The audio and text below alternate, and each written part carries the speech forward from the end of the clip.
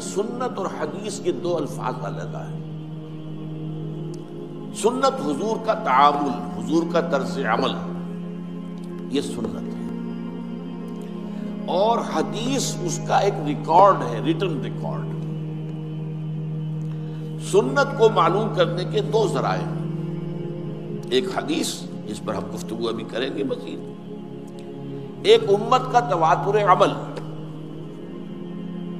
حضور کو عمل کرتے ہوئے دیکھا صحابہ نے تو آپ کی پیروی کی، آپ کی نقل کی۔ صحابہ کو عمل کرتے ہوئے دیکھا تابعین نے تو آپ کی ان کی پیروی کی اور ان کی جو ہے ان کے نقش قدم پر چلے۔